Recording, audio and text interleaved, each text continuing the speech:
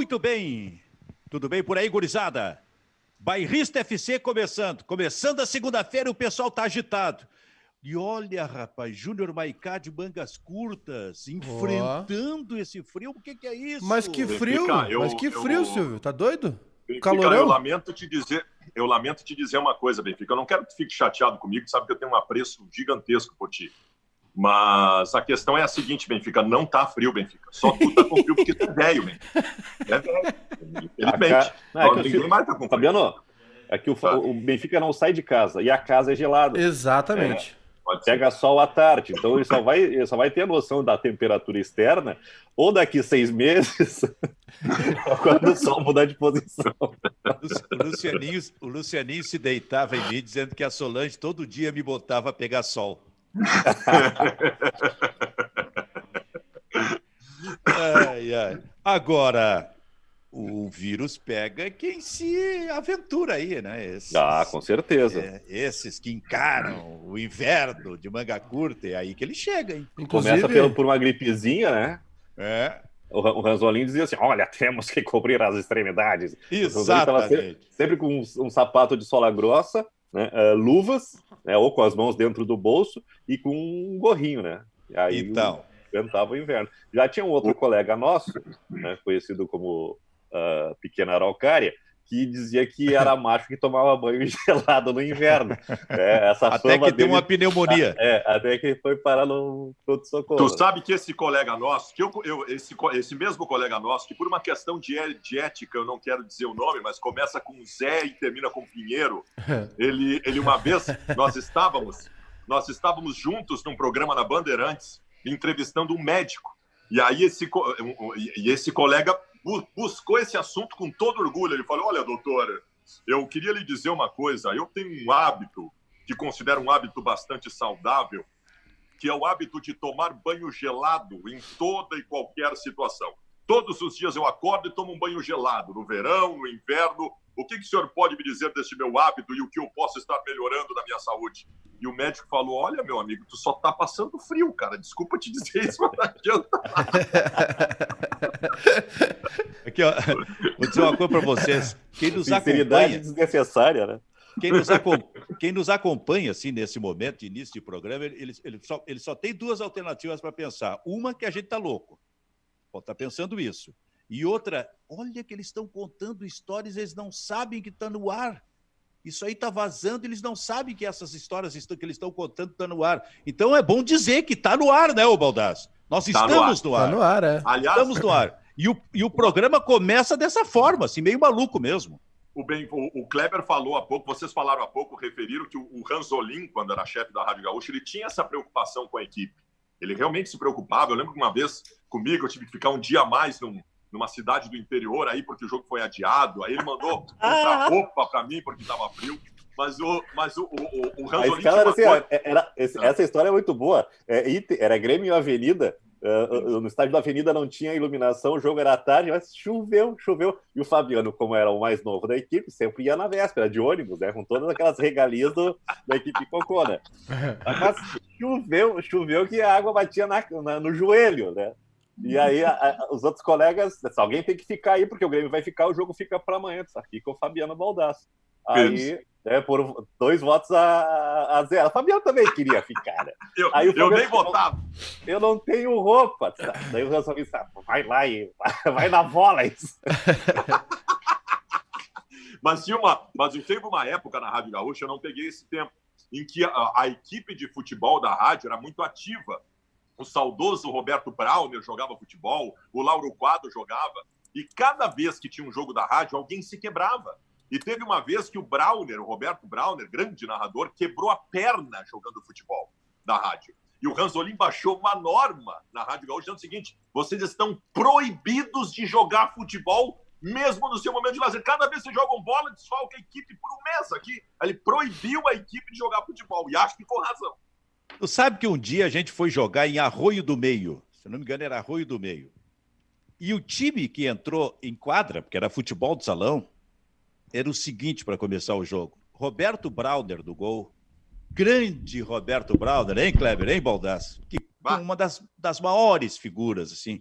Sabe o que é uma alma boa, viu, Maicá? A alma boa chamava-se Roberto Brauner. Saudoso Roberto Brauner. O Brauner tinha uma tradição na véspera das Copas, né? Ele reunia a turma, que era inverno, né? Tinha um mocotó do Brauner, que era uma espécie de despedida da equipe que ia embarcar para a Copa do Mundo. Eu tive a oportunidade de participar acho que no último Exatamente. Mocotó do Brauner. E já que o Kleber abriu o parênteses... E num desses, eu vou contar daqui a pouquinho a história do time que já entrou na quadra para jogar o futebol de salão lá. Mas um desses Mocotó do Brauner, antes da Copa do Mundo, deu uma briga entre o Haroldo de Souza e o Paulo Santana. Se não me engano, eles se pegaram no pau. Porque até isso por causa acontecendo nesse por causa do restinho do Mocotó? Eu não sei. Pela última servida? Foi. Mas eu tava nesse Mocotó aí. Que era, Baldasso? Não, já que nós fizemos a referência ao Roberto Brauner, o Roberto Brauner fez parte de um movimento no rádio esportivo brasileiro que eu acho que é histórico e que vale a lembrança eterna, e eu queria que tivesse mais material sobre isso, inclusive de trabalhos de universitários, de conclusão, de curso e tal, e eu vejo muito pouco isso. O Brauner transmitiu Fórmula 1 pelo rádio. O Brauner transmitiu aquele grande momento dos brasileiros da Fórmula 1, ele transmitia para a Rádio Gaúcha. Imagina o desafio que é tu transmitir Fórmula 1 pelo rádio. E o Brauner fez parte desse processo, que foi, de alguma forma, revolucionário. Baldasso, onde foi que o Senna morreu? Qual foi o circuito? Em Imola, na Itália. Em Imola. Muito bem. O Brauner estava transmitindo esta corrida lá em Imola. Ele presenciou esse momento triste do esporte brasileiro, que foi a morte do Ayrton Senna.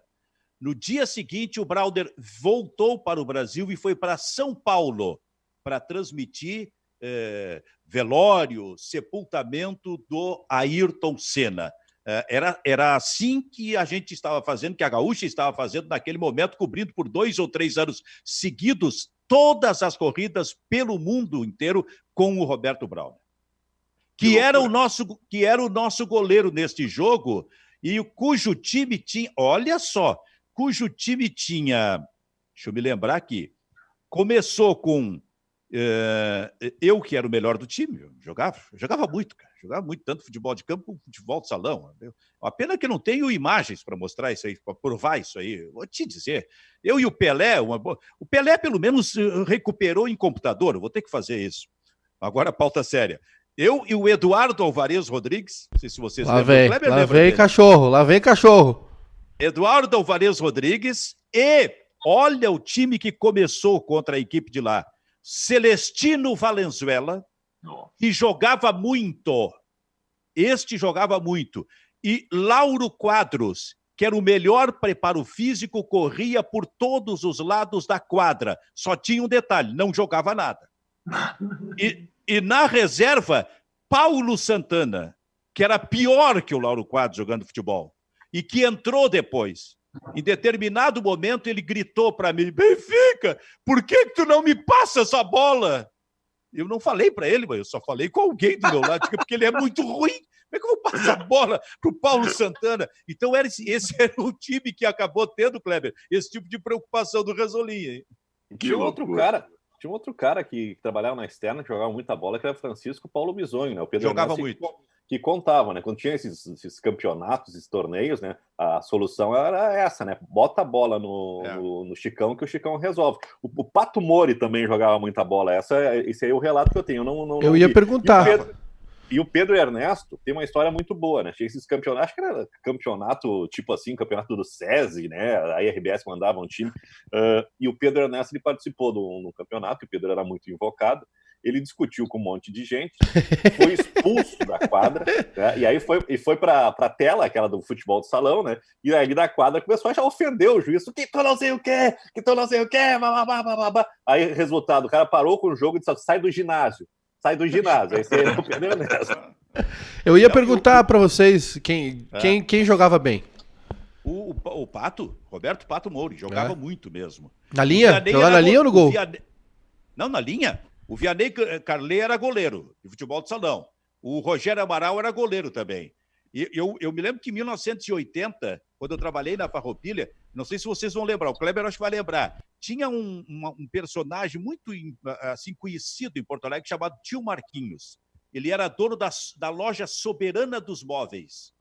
Então, todos os anos, ele reunia a imprensa e fazia uma competição, um torneio de futebol de salão. E nesse torneio eu vi o Pato, acho que já não jogou. Pato, se não me engano, não jogou esse torneio, porque em 1980 ele já foi para Roma com o Falcão. Mas ele jogava muito. O Pato, eu tinha realmente essa informação de que ele é muito bom jogador de futebol. O Colin jogava muita bola. É, né? o que eu ia falar. O Colin já não joga mais. Aí a gente percebeu, o Colin tá para a nossa geração como o Chicão tá para a geração do Pedro Ernesto, né? Quando a coisa tá ruim, larga para esses aí que eles resolvem. A gente descobriu que o Colin tava lá numa decadência, um dia que a gente foi jogar contra o time da Petisqueira, ali na HD do antigo Eucaliptus, e a Petisqueira veio sem goleiro. Daí botaram esses guri que ficam em volta da quadra querendo jogar, o guri com chinelo de dedo. E o Colin chutou e o guri com os pés salvava os gols do Colin. Disse, não, Colin, deu pra ti. O chinelo de dedo tá salvando a tua bola. Acabou o jogo. Cara, sabe qual é a pergunta que eu faço? Será que quem tá nos assistindo tá interessado nisso que nós estamos falando ou não? Possivelmente não, mas tá engraçado. Eu tô com outra dúvida aqui, Silvio. Esse é o famoso rádio corredor. Qual é a dúvida? Essa camisa que o Baldasso tá usando parece do Madureira, é isso? Não, essa camisa é do Soledade, é um time sub-19 que foi campeão gaúcho o ano passado. Bonito. O Luiz Eduardo tá trabalhando lá, né? É? Não sabia. Ex-zagueiro do Grêmio. Campeão gaúcho do quê? Se categoria sub-19. Tá, incluindo o Grêmio e Inter? Bah, eu até não sei se Grêmio e Inter participaram disso, mas o Soledade foi campeão. Tá, mas o que tu tem a ver? O que tu tem a ver com o Soledade? Tu quer um garoto ele jogou? melhor do que eu. Agora, nós estamos falando do Soledade para o mundo inteiro porque eu estou usando a camisa. Ele jogou, Silvio. Ele jogou. Agora, recém completou 21 agora. Ele estava no time. Tava no time. Ele largou o futebol e ia fazer jornalismo, daí ele viu que jornalismo não dá nada, né? Aí ele foi fazer esse curso do Senac para ser cabeleireiro e agora tá com umas lives. Daí. Tu tá com a camisa do Soledade desde ontem. Tu não tá com asa? Não. Eu vesti ela ontem à noite, já na finaleira, quase indo dormir. Então ela ainda tem mais um tempo de uso até às 3 da tarde. Às 3 da tarde vence, aí eu vou ter que trocar. No fim do programa. Então, vamos para a pauta séria. Quem aí assistiu Grêmio e Peñarol? Eu assisti. Cara, eu vou dizer, deixa eu vir sem clubismo, tá? Sem clubismo. Prioridade do secador. Vamos ver isso, sem clubismo. Era outro esporte, né? Era outro esporte. Aquilo lá não era... Algumas coisas que me chamaram a atenção. Primeiro, era outro esporte, e não é corneta ao Grêmio. Naquela época, a Libertadores América era isso mesmo. Não se transmitia todos os jogos, a arbitragem era falha e medrosa, então era uma pancadaria. Então era outro esporte. Segundo ponto, eu não sabia que o Grêmio tinha tomado um sufoquinho bonito no jogo, hein? No segundo tempo. O Grêmio estava jogando só no contra-ataque, hein? Sim, no segundo tempo ali, na volta. O primeiro tempo foi do Grêmio e o segundo foi do Peñarol, né? E o Oliveira vá da pontapé, né? Que coisa bonita, né? O Oliveira, o Oliveira parecia um homem de Neandertal, mas com espinha ereta, era cabelo, barba. Se ele vem na minha direção, eu saio correndo, não tem como encarar aquilo. E é bom rever esses jogos, né? Porque tu faz uma releitura, né? Na época, tu guarda mais o resultado do que os detalhes, né? E depois de muito tempo eu revi o jogo de ontem e eu fiquei impressionado com a atuação de dois jogadores. Lógico que o Renato tem a criação da jogada do gol, tem o gol do César, tem o gol do Caio, o Tito é um jogador de muita movimentação, né? Que enfrentou os uruguaios até onde pôde ali, né? Depois sentiu que a coisa ia enroscar e teve que dar uma segurada. Mas eu gostei muito do Paulo Roberto, né? Uma qualidade de apoio impressionante pelo lado direito, fazendo uma dobradinha com o Renato muito boa. E o China dando conta da cobertura no sistema defensivo, ainda mais que era um 4-3-3, com o Oswaldo sozinho, Kleber. O Oswaldo um pouco mais sacrificado, né? E o Tita livre. Então, sobrecarregava o China, e o China jogando, marcando, bem posicionado, dando bons passes. Olha, daquela turma, assim, talvez menos elogiada, eu destaco esses dois jogadores. E a violência, a catimba do Peñarol. O Peñarol, mesmo sem jogar, sem ter grandes valores, tu bota aí o o Morena como destaque, é um time muito, muito cancheiro, né? Mesmo na porrada no peito, né? Soube encarar. Tu falasse um negócio interessante, a releitura que ele... Me parece que essa é a principal contribuição no momento quando as televisões repetem jogos passados, porque aí a gente pode fazer a releitura, né? E aí também eu chego a algumas conclusões. Por exemplo, o China foi um monstro, porque o China jogou sozinho, ele era o único marcador a rigor do meio-campo. Um meio-campo que tinha... Tenta imaginar esse tipo de meio-campo hoje. China, Osvaldo e Tita. Aí tinha no ataque Renato, Caio e Tarcísio. Quer dizer, o único que marcava era realmente o China. E olha a característica dos atacantes. Para mim, o Tita jogou muito, mas dentro dessa releitura, o que restou daquele jogo, daquela grande vitória do Grêmio, daquele título da Libertadores da América, o que restou lá em 1983 e nos anos posteriores foi o grande lance do Renato. E realmente um lance individual espetacular, porque ele fez o balãozinho, cruzou para o César marcar o gol da vitória e do título do Grêmio. Isto restou. Isto passou os anos todos posteriores sendo comentado. Agora, fazendo essa releitura, vendo o jogo de novo, vou dizer uma coisa para vocês. O Renato jogou muito pouco na decisão. Ele jogou muito pouco. Claro que apareceu entre aspas, a genialidade do Renato no momento deste lançamento e do gol. E depois desse ele até teve uma arrancada, uma coisa assim. O enfrentamento pessoal dele foi forte, tanto que acabou contra os uruguaios, tanto que acabou sendo expulso do jogo, mas o Renato jogou pouco nessa partida, especialmente se a gente comparar com a decisão que veio meses depois do Mundial de Clubes, quando ele jogou aquela enormidade. Hein, Maiká? Pois é, Silvio, até o primeiro tempo do Renato é bom, né? Ele tenta alguma coisa pela direita ali. A primeira boa jogada do Grêmio é com o Renato. E ele tinha aquela característica de arrastar o time à frente, né? Levar a bola, enfim. E encarar aqueles uruguai com a meia arreada e sem caneleira é dose. Mas pra mim, assim, ontem eu prestei bastante atenção no jogo. Eu gostei muito, acho o Clebinho destacou bem o China, né, o Paulo Roberto, mas também tem o Tita jogando ali centralizado no meio, era impressionante, né? É um jogador de muita qualidade, muita habilidade. Mas o Renato, de fato, ele participa. O Renato tem uma estrela do caramba também, né? Ontem eu vi, até eu ia puxar esse assunto depois. A Band também tá reprisando jogos a partir das 2 da tarde no domingo, e ontem reprisou o Fla-Flu do gol de barriga de 95. Fabiano ontem deve ter ficado o dia todo na frente da TV. E o Renato foi um grande jogador, eu sei disso, um belíssimo jogador, mas também com uma estrela do caramba, né? O Renato é brincadeira a estrela que ele tem, não só como esportista, né? Ele é um cara que, claro, a estrela não brilha para quem não tem qualidade. Mas por exemplo, esse cruzamento, ele não tá num jogo bom na final da Libertadores de 83, e aí dá esse cruzamento que é um tiro no escuro, né? Ele levanta a bola na linha de fundo, tá apertado por 2 uruguaios e dá um balão e encontra o César no segundo pau. E esse gol também, ele fez um bom jogo, eu assisti ontem, não lembrava só da época, né, do Fla-Flu. Ele fez um bom jogo, tinha feito o primeiro gol. E aí, aquele jogo é uma pancadaria impressionante, tem um carrinho do Lira, o lateral esquerdo do Fluminense, que ele dá uma voadora no joelho do jogador do Flamengo, acho que é o Fabinho, aquele volante que depois jogou no Cruzeiro, se acontece isso hoje, ele é preso, porque é impressionante o carrinho que ele dá.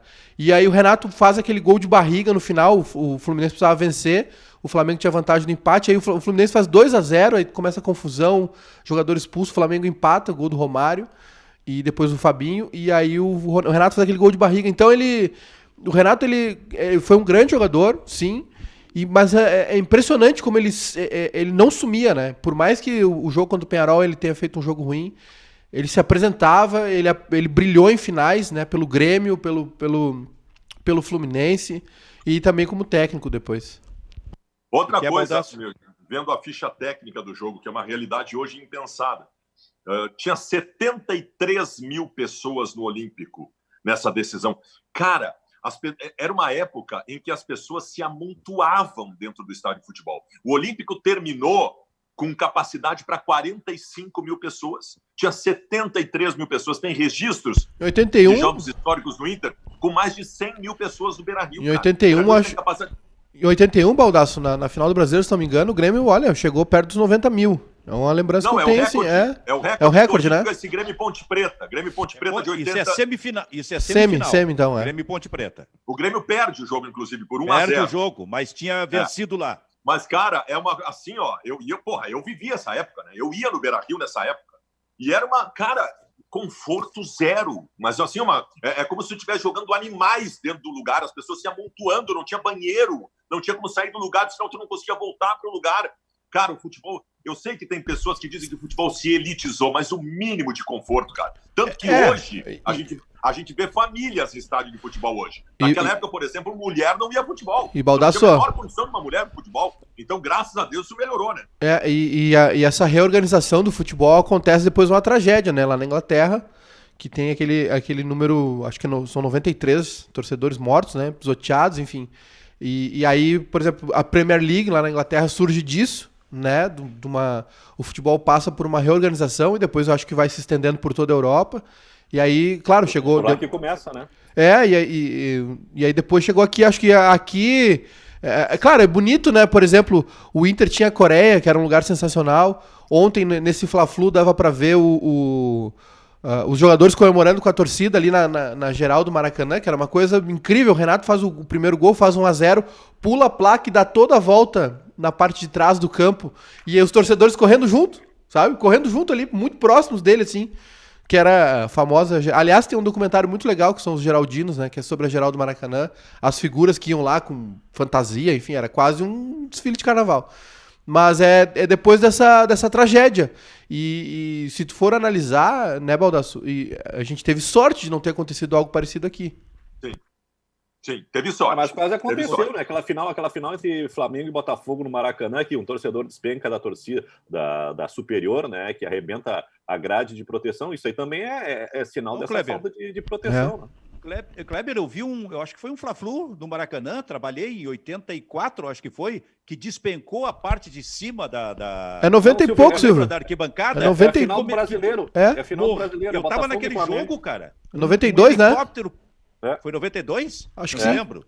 Acho que sim. Eu achei que tinha sido 84. Eu lembro disso. Cara, o negócio, assim, ó, um helicóptero parou ali para atender pessoas, porque pessoas despencaram da parte de cima do Maracanã e morreram. Silvio, e a gente está esquecendo São Januário, São Caetano e Vasco da Gama. 2001, 2001. Pessoas sendo pisoteadas, sendo esmagadas e Eurico Miranda tentando enxotar as pessoas para que o jogo fosse recomeçado. O Gabardo, acho que era o repórter da Gaúcha, ou da Guaíba, nesse jogo, o equipamento foi roubado, né? A tamanha confusão dentro de campo. Olha aqui, outra coisa em que a gente recupera desse tipo de jogo, afora a questão da porrada que pegava forte realmente na Libertadores da América. Hoje a situação seria, não se faria isso com todo este equipamento técnico à disposição, com VAR daqui a pouco, para analisar. Mas, e o estado do gramado do Olímpico? Ô, Silvio. Isso aí nós evoluímos muito mesmo, porque que coisa incrível era o estado do gramado do Olímpico naquela noite de decisão, hein? E além do gramado, uma coisa que eu ia falar, eu tava com esse assunto anotado para comentar esse Fla-Flu também. Eu não quero ser geração FIFA como o Baldasso não gosta, eu sei que a gente sempre teve bom futebol, grandes jogadores, mas o futebol evoluiu para melhor, né? Talvez hoje a gente tenha mais 0-0, mais um jogo físico e tal, mas o futebol, pelo menos é o que eu vi ontem, assim, por exemplo, esse Fla-Flu, o Grêmio Peñarol e outros jogos que tem reprisado, acho que de 95 para trás, assim, era uma pauleira, era bico para frente. Cara, eu não sei, talvez eu tenha visto os jogos errados. Eu vou concordar contigo no seguinte aspecto. Uma vez o PVC fez uma tese sobre isso que eu achei maravilhosa. Ele disse o seguinte, que do Pelé, por exemplo, nós só recebemos as coisas boas. Nós só temos as referências maravilhosas do Pelé. Os grandes gols, as grandes imagens, as grandes histórias. Não chegou até hoje os jogos que o Pelé jogou mal. Aí ele fez a comparação na época com o Ronaldinho Gaúcho, que é um cara que nós tínhamos acesso a tudo que acontecia com ele. Então nós temos os grandes jogos do Ronaldinho Gaúcho e os grandes fracassos do Ronaldinho. O que eu quero dizer com isso? O futebol do passado, de craques de exuberante qualidade técnica, é o que nós recebemos hoje. Agora, quando a gente se depara com jogos de uma segunda linhagem, como estes que nós estamos falando agora, nós vemos que sim, cara, o futebol evoluiu. O futebol hoje é mais organizado. O futebol hoje tem uma ciência em campo de um time que tem uma forma de jogar. Naquela época era muito oba-oba taticamente, tirando as grandes referências históricas. Eu acho o futebol de hoje melhor.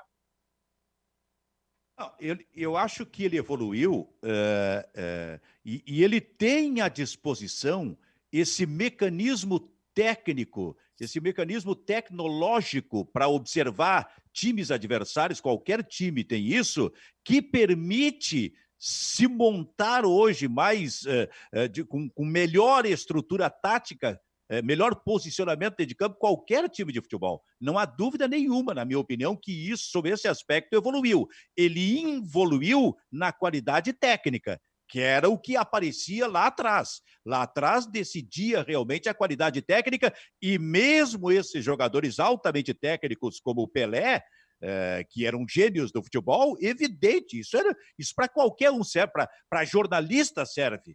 A gente também só pensa nas nossas transmissões de futebol, daqui a pouco, dos momentos em que nós somos bem, né, como profissionais de microfone, mas teve muitos momentos em que a gente também foi mal nas coberturas e a gente se dava conta depois, porra, hoje não fui bem, fui mal na apresentação de um programa. Acho que isso faz parte realmente da vida como um todo. Agora, não é preciso, talvez por isso, em determinado momento, se lembre de algumas revoluções táticas, Kleber, que foram independente no momento que só preponderava a qualidade técnica, que foram surgindo no futebol, como a Holanda de 74, como a seleção brasileira de 1970, no momento em que só a técnica basicamente decidia, a seleção brasileira foi uma revolução tática também. Houve momentos em que se buscou essa parte mais elaborada, mais pensada, mais trabalhada, de melhor postura, de melhor estrutura de um time dentro de campo. É que não houve, digamos, um desdobramento, uma sequência, tanto que a gente volta lá atrás para lembrar de alguns momentos de avanço tático do futebol, hein, Kleber? Eu vejo esse período que a gente está analisando de Grêmio e Peñarol, duas coisas. A história da Libertadores, né, que era uma transmissão, até mesmo a transmissão de ontem foi uma transmissão sem muitos recursos técnicos de televisão, né, poucas câmeras, não tinha o detalhe do lance, né, então o pau cantou, era cotovelada, a gente não tinha esse detalhamento, né, de uma câmera focada dentro do campo, né? Então tem esse detalhe técnico. A gente coloca, eu acho, Silvio, lá em 74, a Holanda como revolução, e uma revolução que foi assimilada nos primeiros anos, né? O Internacional aqui no Brasil, no 75, 76, foi o time que talvez tenha feito o melhor aproveitamento e a leitura mais rápida das inovações da Holanda. E eu acho que a década de 80 e a década de 90, essas que fecham aí o século passado, elas talvez não tenham, depois da Holanda, apresentado uma grande inovação. Talvez o futebol passe por uma evolução, né, em termos de estrutura nos estádios e de crescimento de qualidade de espetáculo,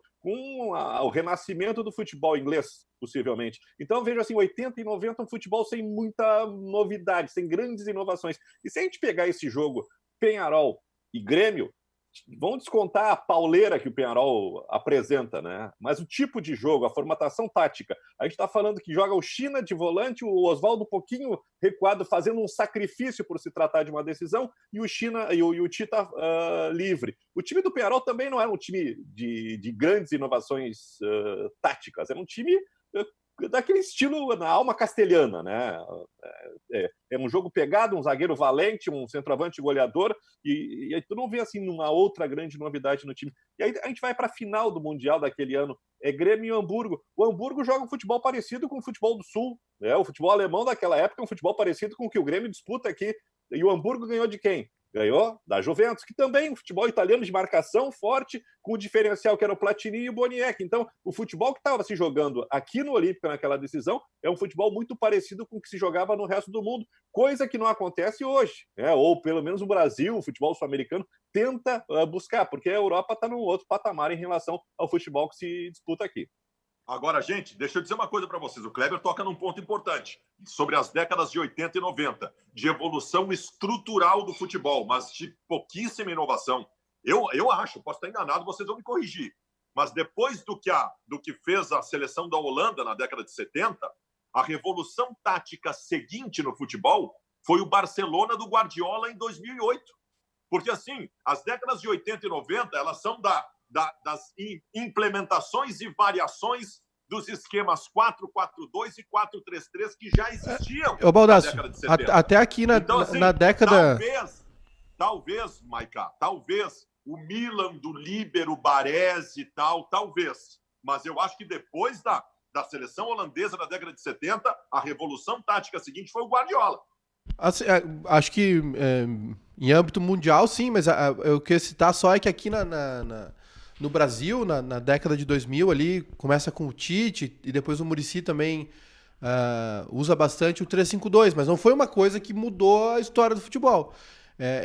Eu concordo contigo, talvez tenha alguma coisa que eu possa ter perdido aí entre 70 e 2008, que é quando começa a era Guardiola, mas eu acho que naquele momento ali, tem o Barcelona do Cruyff também, que é 93, né, se não me engano, que é meio que a semente desse Barcelona do Guardiola. Agora, eu acho que a partir do Guardiola se tem uma noção diferente do espaço, tanto para atacar, né, porque ele cria uma maneira... revolucionária de atacar, que é essa questão do passe. Ele já disse 1000 vezes que odeia o tic-tac, que o que ele não faz, que o time dele faz não é tic-tac, né? Que é uma posse de bola voltada para o ataque, geralmente com aquela ideia de atrair todo o time para um lado e com inversão de bola para ter espaço, enfim. E surge sempre, claro que toda vez que surge um sistema tático novo, surgem treinadores procurando o antídoto. Né? O Mourinho foi um que encontrou o antídoto para o Guardiola, que é o Park the Bus, que é estacionar o ônibus na frente da área, que são as famosas 2 linhas de 4 ou o 4-1-4-1, né? Que ele conseguiu bater o Barcelona assim com a Inter, né? E ganha em 2010, se não me engano. A Champions League. Então, cada ideia gera uma reação, né? Mais ou menos o que aconteceu aqui no Brasil. Por exemplo, ninguém conseguiu bater o Muricy no 3-5-2 nos pontos corridos. Na Libertadores o Inter conseguiu, enfim. O Muricy não teve um histórico bom em mata-mata. Mas sempre surge isso. E eu concordo também. E eu acho que o que eu vejo diferente, o que mudou o futebol, que eu costumei ver, que eu comecei a ver o futebol a partir de 90, 91, 92, mas com mais consciência a partir da Copa de 94, foi realmente o Guardiola, que tem essa questão de posse de bola, né, de muita troca de passe, de movimentação, sem essa necessidade de ter um centroavante, ter um jogador alto, né, com conceitos baseados em outras características, e aí, claro, surgiu, né, o mundo inteiro procurando uma resposta para evitar isso. E isso chegou ao Brasil, talvez tarde também, como a gente sempre acaba pegando as tendências, né? O Brasil se assusta com o 7-1, se começa toda aquela discussão do tipo, tá, o que nós estamos fazendo? Aí vem aquele exemplo da Alemanha que organizou toda a sua estrutura de seleção a partir de 2002, porque viu que tomou uma roda do Brasil na final, não teve chance, né? Aí com o projeto da Copa deles de 2006, que acaba não dando certo, mas houve uma reestruturação fortíssima no futebol alemão. E aí aqui se discute muito pós 7-1, e aí começam a vir treinadores com esse, né, que vão beber nessa fonte. O Tite é um cara que muda muito, né? O esquema dele também, antes já, em 2011, por aí, né, com os títulos do brasileiro, com o Corinthians. Oi! Mas o que acontece é o seguinte, o Brasil se atrasou muito. Mas o Brasil atrasou muito em função da nossa autossuficiência no futebol. Exato. Só achando o seguinte, nós resolvemos tudo com a técnica. A técnica resolve tudo. Sabe que eu tenho uma coisa que eu converso... E a produção diminuiu, né, Silvio?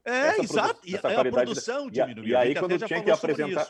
Quando tu tinha que apresentar alguma inovação, alguma coisa, não tinha. Tu abriu o livro, as páginas estavam brancas. O Baldasso e o Maiká estavam se referindo da introdução do Cruyff no Barcelona. Esse Barcelona perde para o São Paulo do Tele Santana, né? E num jogo que não é nenhum crime. Não é nenhum crime. Mas olha só, eu estava falando sobre o Brasil que perdeu tempo em função de achar que a questão era resolvida tecnicamente. Aliás, isso me chamou a atenção no Zagallo, por exemplo, que em 70 foi revolucionário com a seleção brasileira no que diz respeito aos movimentos táticos, e 4 anos depois estava perdido. Eu não sei o que passou na cabeça do Zagallo. Se ele já tinha experimentado alguma coisa tática de forma forte e foi campeão mundial em 70, por que ele não deu prosseguimento e simplesmente desconheceu pela autossuficiência a seleção da Holanda? E aí foi engolido pela seleção da Holanda, saindo ali da Copa do Mundo, não podendo mais decidir, participar da decisão, por exemplo. Então, o Brasil, nesse aspecto, perdeu muito tempo. Achou que poderia resolver qualquer coisa só na base técnica, ainda em 80, ainda em 90, por exemplo. E eu converso volta e meia com as pessoas e digo o seguinte: o futebol só se resolve pelo talento? E muita gente diz, e eu concordo com isso. Aliás, o jornalismo é assim também.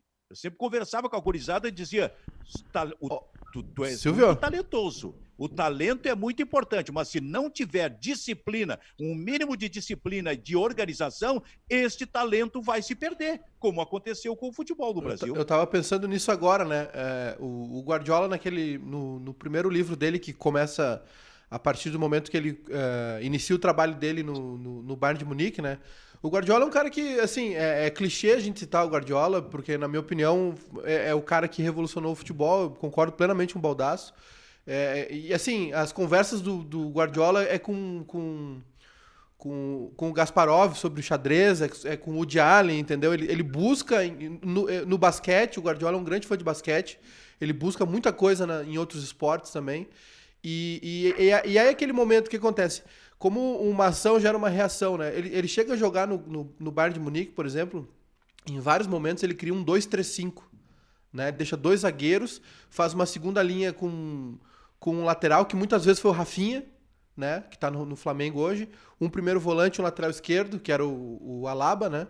E aí colocava o Lan centralizado ali, como se fosse o Xavi, e uma linha de frente com 5, né? Porque ele estava completamente sufocado pelas retrancas. E é isso, entendeu? E isso se aplica, por exemplo, eu estava pensando agora exatamente nisso, Silvio. Ao nosso meio, quando tu cita o jornalismo, por exemplo, como alguém tem uma ideia vai gerar um fluxo, aquela história da reação em cadeia, né? Que um bater de asas de uma borboleta lá no Japão gera um vento no Brasil. É mais ou menos isso. Eu acho que faltou isso pro futebol brasileiro e falta para nossa classe, por exemplo, pro nosso meio, entendeu? Mais ideias, porque a ideia gera uma onda de um fluxo de ação e reação que leva a gente à frente. Que leva à frente. Gera muita resistência. Olha aqui, ó. Estão vendo aí? Sim.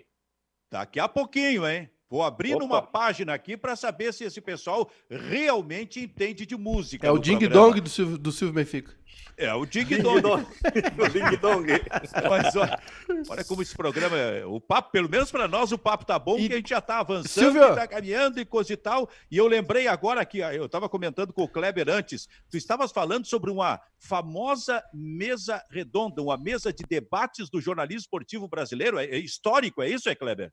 Eu selecionei, estava dando uma olhadinha nas redes sociais esse final de semana. Se o nosso Júnior puder colocar na tela a foto, é interessante para ilustrar. Ó.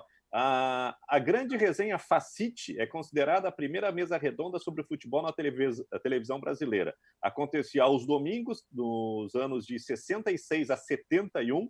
E olha o time que participava aqui. Armando Nogueira, Nelson Rodrigues, João Saldanha, José Maria Escassa, Hans Hensingen, Vitorino Vieira e o ex-artilheiro Ademir, que jogou a Copa de 50, né, nome histórico do Vasco e da Seleção Brasileira, e o comando era do Luiz Mendes. Né, eles debatiam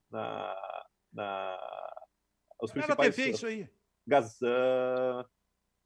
Eu acho que era na Tupi. Não era na Globo, acho que era na Tupi ainda. Acho que era na Tupi. Né? Faltou esse detalhe, que daqui a pouquinho... Mas aí tem assim, ó, foi numa dessas discussões que Nelson Rodrigues, ao discursar de uma penalidade marcada contra o Fluminense era o time do coração do Nelson Rodrigues, se negou a constatar que o videotape escancarava. O videotape está mostrando que era um pênalti claríssimo contra o Fluminense. Aí o Nelson Rodrigues diz o seguinte, ó, se o vídeo diz que foi pênalti, pior para o videotape. O videotape é burro. Isso era espetacular. Olha aí, tá? A foto aí, Nelson Rodrigues ou Baldasso. Nelson Rodrigues e João Saldanha lado a lado. Tu sabe que eu vou dizer uma coisa para vocês. Eu sinto saudade do jornalismo esportivo, dos poetas do jornalismo esportivo. Eu sinto saudade de um Nelson Rodrigues que era genial, simplesmente dizendo: a bola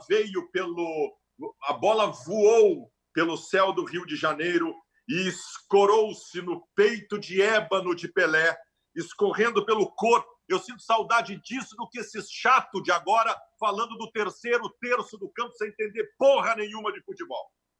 Nossa, foi definitivo, hein, Maicá? Pois é, o Baldassi é um homem de ênfase, né?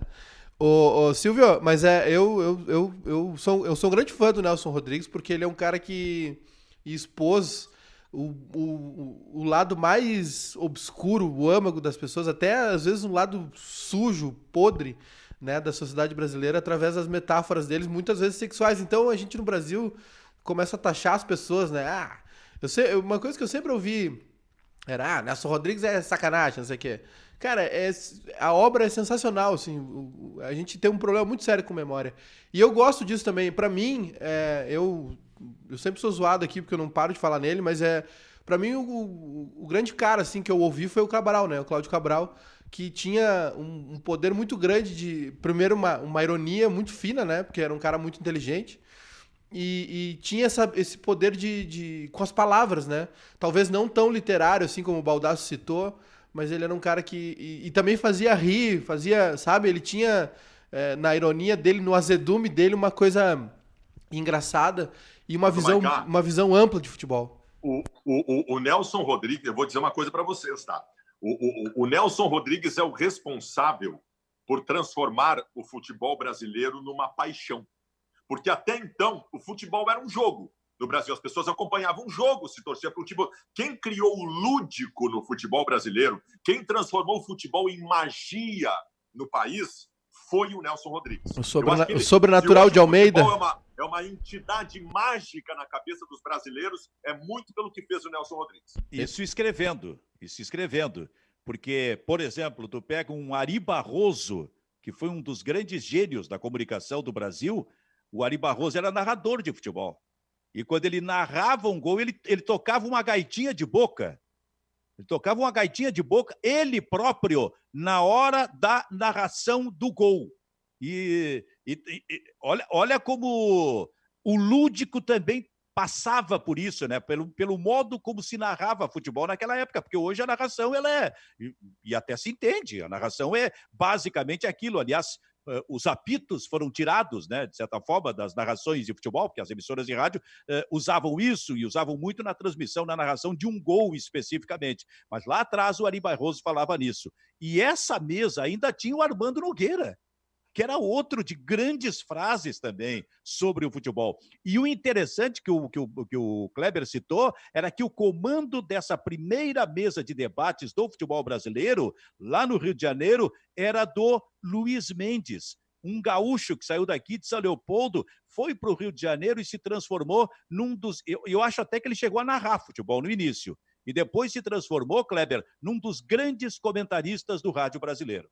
É verdade. Depois daqui sai também o Rui Porto, né? Que também é outro comentarista espetacular. O slogan do Rui Porto eu achava muito, muito legal. Comentarista de classe para todas as classes. Que criou o primeiro programa no domingo à noite, em que ele passava gols do Campeonato Brasileiro, de todas as partes. A gente não tinha isso, Baldassi, na época. Daqui a pouco... Como é que era o nome do programa? Estou tentando lembrar o nome do programa do Rui Porto. Daqui a pouco, Silvio, lá nos anos 70, surge esse programa nos domingos à noite. Te dou 2 minutos, o José Alberto Andrade, que está acompanhando o programa, vem com a resposta, tá? E ele mandou mandou um recado aqui para mim, né? Que a grande resenha Facite, ela começou na TV Rio, né? E depois se transfere para a TV Globo. Então, essa mesa redonda que a gente está colocando, a grande resenha Facite, ela é da TV Globo mesmo. Então, José Alberto Andrade. Eu recebi também, Silvio. Recebi aqui do Zé, grande Zé, um abração para ele. E ele mandou assim, ó, avisa o Baldassi que os Barcelonas são apenas o aprimoramento da Holanda 74. Não, mas tu sabe, olha, eu vou dizer uma coisa, tem sentido, tá? Porque o que o Guardiola faz em 2008, que eu considero uma revolução pelo que vinha acontecendo, é retomar o futebol total. Ele retomou o futebol total, que era a premissa básica da seleção holandesa na década de 70, que é o atacamos em bloco e a nossa melhor defesa é estar com a bola na frente. No resumo, o Zé Alberto tem alguma razão, sim. É uma retomada do carrossel holandês. Zé Alberto, tem alguma razão, então tu concede algum... pelo menos isso para ele. Em algum momento tem alguma razão. O Zé Alberto respondeu aqui, ó. O Zé Alberto respondeu. Eu sabia que ele não ia deixar a gente na mão. O programa do Rui Porto, Ataque e Defesa. Ataque e Defesa. Tu chegasse a ver isso, Baldasso? Eu também não tinha nascido. Não. É assim, não. Então procura as informações. Era o primeiro, era a noite de domingo onde ele apresentava os gols daquele domingo do Campeonato Brasileiro. Nós não tínhamos nada disso na televisão, cara. Daqui a pouco surge o Rui Porto com esse programa. Foi uma revolução. Ataque e Defesa. Atenção que eu vou abrir o livro, o meu livro. Ding Dong, vem aí. O livro, como eu mostrei, é esse aqui. 101 canções que tocaram o Brasil. Nelson Mota. Estou abrindo... Que página é essa, rapaz? Página 62. Só lembrando que da última vez, quem cantou a música fui eu. Tá? Essa aqui... 1-0 para mim nesse negócio aí. Essa aqui... ninguém... sim, ele cantou o trecho que o Benfica falou. Eu citei, ele saiu cantando. Baita artista. Essa aqui... Playback, ganhou no playback, tá bom? Essa aqui, da página 62 do livro, ninguém vai cantar. Eu acho que as pessoas conhecem, mas duvido que cantem. A música é Desafinado. Tom Jobim e Nilton Mendonça, de 1959. Desafinado, Júnior Maicá. Uma das grandes músicas da história do país. Aliás, aparece aqui, ó. Puder ver. Tá vendo aí, Maicá? Sim, Tom Jobim. Tom Jobim. Tá tocando aí. Se você disser que eu desafino amor, como é que é daí? Quem sabe? Se você disser que eu desafino amor, saiba que em mim isso provoca imensa dor. Só privilegiados têm um ouvido igual ao seu. Eu possuo apenas o que Deus me deu. Né? Deu! É isso aí. Terminou o programa. Baldasso, tu é uma fraude na música. O Baldasso tinha que dizer, fiquei sem retorno. O Kleber recitou a música. O Kleber fez um rap da música. Sim. Tu quer botar ritmo e vibração na bossa nova? Ô, Maicá, alguma coisa a respeito de Desafinado, Tom Jobim, não? Que tem uma grandíssima versão, talvez a melhor delas, com o João Gilberto e o Stan Getz, né, naquele disco maravilhoso, que muita gente diz que o Stan Getz só fez participação especial, né? Porque é um descasso do João Gilberto, mas os dois juntos... Enfim, né? O João Gilberto desse tamanho e o Stan Getz aqui embaixo. É isso aí. Ele fez só uma pontinha, né? Mas tem talvez a maior delas, né? Com o João Gilberto e o Stan Getz, Porque se a gente for falar sobre esse período, né, Silvio? Esses dois caras, o João Gilberto e o Tom Jobim... muita gente ainda tenta carreira internacional, agora a Anitta foi a última a fazer isso, né? Teve também a Carmen Miranda antes deles, mas a Carmen Miranda era uma outra coisa, era uma coisa do cinema, enfim. Mas esses dois nomes, o Tom Jobim e o João Gilberto... Bom, o Tom Jobim gravou um disco com o Frank Sinatra, né? No auge, na década de 60, então isso é muito grande, né? Muito grande. Que me vem à memória nesse momento? Eu acho que o livro eu tenho esse livro, Noites Cariocas, também, do Nelson Mota. O Nelson Mota conta, ele era novinho, né? Devia ter, 15, 16, não tinha menos de 20. E daqui a pouco ele ia no apartamento da Nara Leão, só para ouvir este pessoal da Bossa Nova, e isso devia ser final dos anos 50, tipo 59, no máximo 60. Ele, um garoto, vendo esse pessoal da Bossa Nova reunido...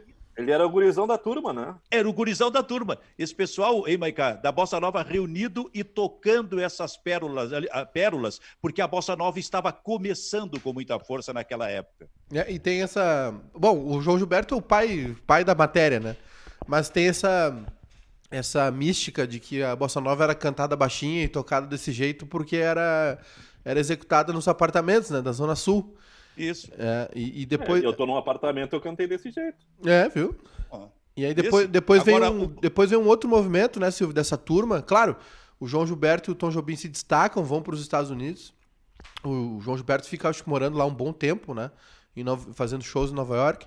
Mas aí o pessoal que ficou aqui, por exemplo, a Nara Leão, começa um namoro, né? Começa uma aproximação dessa turma da Bossa Nova com o samba, né? Com o samba do Morro Carioca, porque era uma coisa... Era a Zona Sul, né? A Bossa Nova vem da Zona Sul, do pessoal de classe média alta, enfim. E aí surge o Opinião, que é o espetáculo aquele, né? Que era a Nara Leão e o Zequete. Que depois Sabe quem que o Nelson Mota encontrou nesse apartamento lá, Baldossi, em determinado momento, novinho como ele? Roberto Carlos. Que loucura. Ouvindo essa turma também. As primeiras inserções musicais do Roberto Carlos, elas são com a Bossa Nova, né? E aí o Roberto Carlos vem mentir pra gente que não fumou maconha. Tá bom, então. Proibiu o livro lá que ele não fumou maconha. Tá bom, Roberto Carlos. Tu vai ser canonizado, então.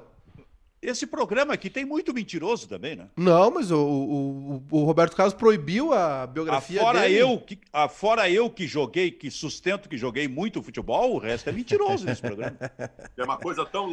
O Roberto Carlos assumiu uma personalidade em determinado momento da carreira em diante tão maluca e esquizofrênica. Eu comprei essa biografia do Roberto Carlos que ele acabou proibindo depois. E eu li essa biografia. Essa biografia é fantástica e ela é boa para o Roberto Carlos, porque ela humaniza o Roberto Carlos. Só que como tem detalhes de como ele perdeu a perna, de como ele fumou maconha, ele não quer que isso apareça a público porque ele considera que isso é ruim, ao contrário, humaniza o Roberto Carlos. E essa biografia é um negócio que está perdido no tempo. Eu tive o prazer de ler essa biografia dele. Quando tu dissesse eu achei que tu ia dizer assim, eu tô humanizado. Eu fumei maconha, mas eu tô humanizado. Eu achei que era isso. Não te pareceu, Kleber? Quem nunca, né? Que era isso que ele ia dizer? Claro. Eu achei. Eu tento imaginar o Baldasso com essa loucura toda cantando Bossa Nova. Como é que cantaria daquele jeito, assim, no apartamento, bem tranquilo? Não. É Tu imagina o João Gilberto ficava 4 horas sentado num banquinho tocando o violão. Tu imagina eu 4 horas sentado num banquinho. O João Gilberto... Na primeira música eu tô quebrando o violão na cabeça de quem tá na volta. Tu imagina o Fabiano Baldassi com esse comportamento dele no papel do Nelson Mota. É todo mundo quietinho ali, né? Contemplativo, olhando, admirado. E o Baldassi andando lá atrás, fumando um cigarro perto da janela. Tropeçando nos negócios. E dizer, ô João Gilberto, canta mais alto que eu não tô ouvindo aqui do fundo, porra. O João Gilberto que foi chamado pra inauguração do Credit Car House, saiu na metade do show, né? Porque tinha um barulho do ar-condicionado que tava atrapalhando ele. Cara, o João Gilberto, eu acho que foi um dos caras mais chatos da música internacional, né? E um grande... Chato, mas perfeccionista. E um grande maconheiro. O João Gilberto pedia silêncio da plateia. Sim. Isso é um troço inimaginável. Ele pedia, fiquem quietos que agora eu vou cantar. Ele era perfeccionista, de ter passagens de som de 3, 4 horas e era ele, um microfone e um violão, né? Cláudio Brito, fecha em mim que eu vou chorar. E João Gilberto, Silvio, um grande maconheiro, morreu fumando maconha. É mesmo? É, um grande maconheiro, João Gilberto. Pô, agora tu fala, né? Não, mas tá na Folha, eu li te ouvi falar enquanto ele tava vivo. Não, porque a gente não conversou sobre o João Gilberto, eu li na Folha. É sacanagem. Cara, eu acho que deu, né? Deu. Estourou o programa? Acho que deu. É? Produção não apitou ainda. Embora? Vamos ver. Vai subir a placa aqui. E aqui fica o programa sobre futebol das suas tardes, que não falou de futebol praticamente. E aqui só entrou no meu ouvido aqui, acabou. E voltou o alemãozão, né? Final de semana aí. Voltou o campeonato alemão. Não falamos? A Inglaterra volta... O melhor episódio do fim de semana foi na Coreia do Sul, que botaram bonecas infláveis na arquibancada. Amanhã vamos falar sobre isso, então. Maiká, oi, Kleber, Baldasso, ficamos por aqui. Hora de almoço, hora do Baldasso sair correndo, porque terminou o Bairrista FC. Tchau.